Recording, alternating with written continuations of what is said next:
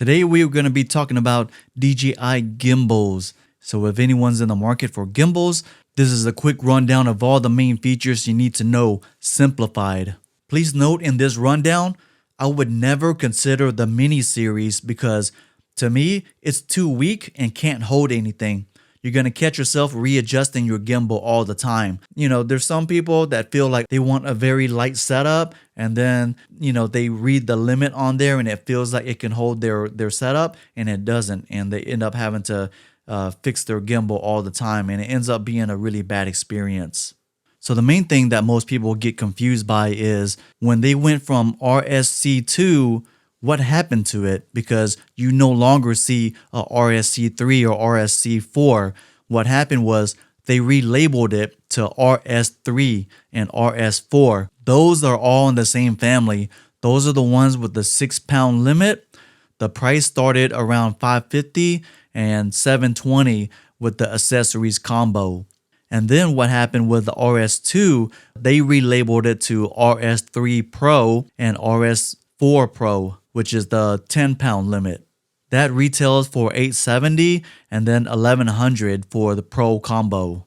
The RS3 and RS4 weighs around 2.3 pounds and RS3 and RS4 Pro version weighs around 2.75 pounds. The release date for the RS3s was around June 2022 and RS4, the release date was around April 2024. So we probably won't see the RS5 until 2026. So we got another year before we see something.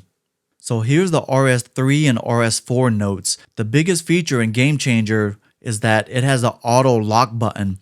Instead of locking each axis like previous models, you just press the power button once and it will auto lock everything for you.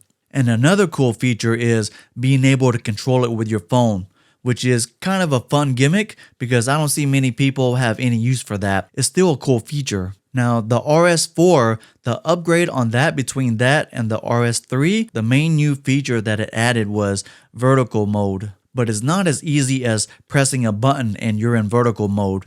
You still have to lock up your gimbal and then remove your camera and then readjust it to be in vertical mode. I don't know about you, but I don't like paying full price for anything. I like the used marketplace. Sometimes if you window shop enough, you can find good deals. When buying used, you can get one for about 40 to 60% off. I remember buying my RS2 for $350.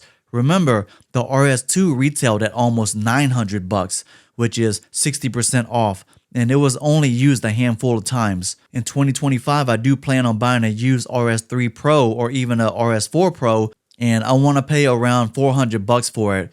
The main reason I want the RS3 is the auto locking feature. I saw some of my colleagues use it and that function helps out a lot. I don't really need the RS4 as it's the same as the RS3. And the only difference, like I said, is the vertical option, which I don't feel like I need at the moment. Just remember, if you are in the used market, just make sure you try and resell your other used gimbal to help pay for the cost of the new one you plan to get. Don't get stuck holding on to your old gear because you have your new toy in and threw your old toy in the corner and stop playing with it. Here's the biggest mistake when people buy a used gimbal. Be careful when buying used because sometimes they might say Pro just because they have a case that says Pro on there, but it might just be the regular 6-pound limit gimbal. The gimbal itself has to say Pro on it, not just the case.